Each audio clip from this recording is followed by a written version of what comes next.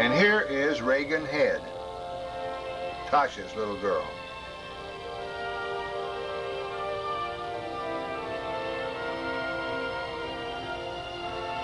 This is John Antonio McAdam, grandson of Terry and Ann.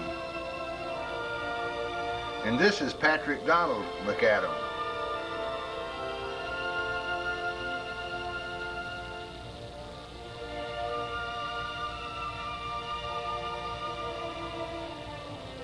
Here is Ben with his Florida grandchildren.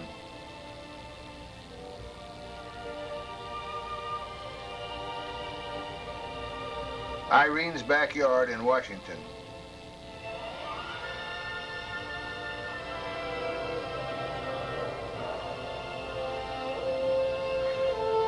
Dick and Brenda with their family of Carrie, Susan, and Rich. Here's Susan at Grandpa's house.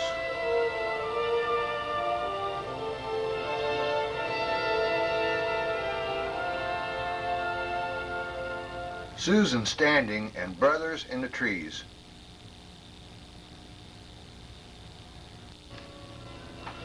Little Bobo went west with her parents every summer while she was growing up. So she ended up on the ski slopes of Santa Fe. So hot and dry, the rocks turn red. Shade grows dim, shrinks to nothing as the sun climbs overhead. What can I say? You said it all. Here are Ron, Doug, Ronnie, Pam, Tasha, and Kelly. In Topeka, here are Norma and Beulah in the doorway with Leroy, Cynthia, Gina, Reach, and Nancy. Here leading the way is Cindy, and behind her is Gina.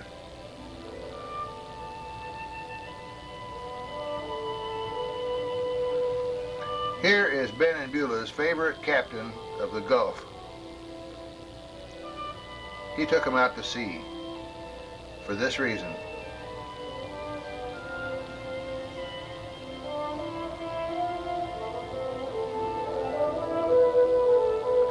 Nice going, Beulah.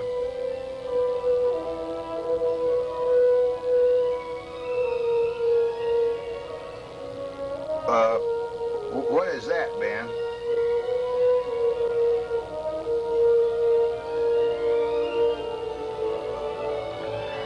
We already saw that stringer.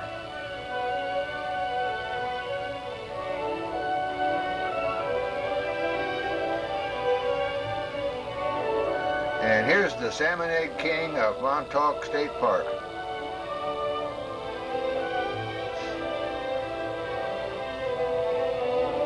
There's more than one thing grand in this picture.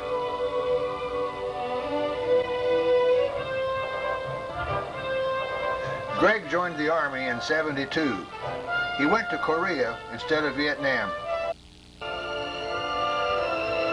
Greg met Becky Ragsdale and they were married in 1973.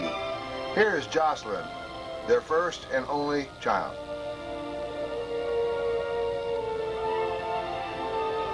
The happy family in Fern Park, Florida. Becky is now a registered nurse.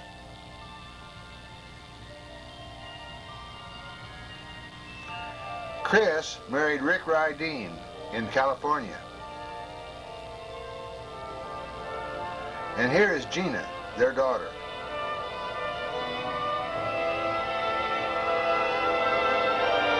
Here are Pam and Ronnie with Lil Ron, Kelly, Tasha, and Doug.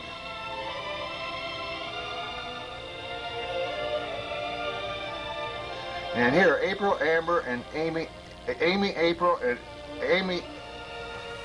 Here are Dick and Brenda with their three.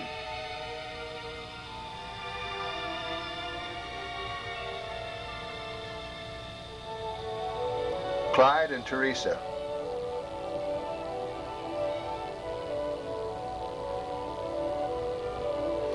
April, Amber, Amy, Sean.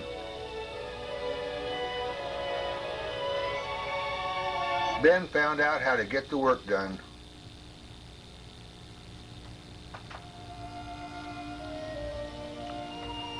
These were the children and grandchildren that gathered for Ben's funeral.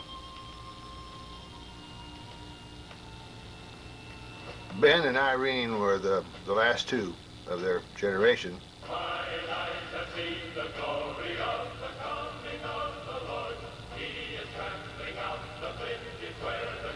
And then he became the last one. Ben died July 28, 1987, 2 days after suffering a stroke.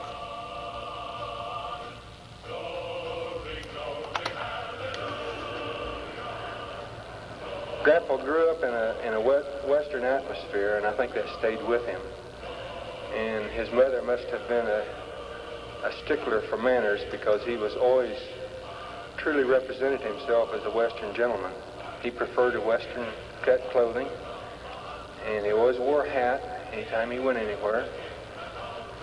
And he conducted himself with impeccable manners and a quiet dignity that some of us just can't quite pull off, but he did it with ease. And there was one time, I must admit, that I witnessed a slight falter in his manners. I was probably 11 or 12 years old and was on a shopping trip with my grandfather and grandmother to Stixbury and Fuller up in St. Louis, when Stixbury and Fuller was the only shopping center that you went to at St. Louis. And there weren't the shopping centers we know today. Grandpa and I were on an elevator, and two young ladies got on. He immediately took off his hat, and we were standing there, and the elevator started up. One of the young ladies took a cigarette out of her purse and lit it up. Grandpa immediately put his hat back on. And it didn't escape me, and I was only 11, 12 years old. It just made you feel good to be around him, and if you're, like I said, if you were around him very long, you couldn't help but emulate him. We're all going to miss him very much, but I think he is at a place now where he knows peace, and he is probably revisiting old friends and relatives that he hasn't seen for a long time. Ben Lewis, Dad, Grandpa, great-grandpa, we love you, and we'll miss you very much. Sophie died March 15, 1964.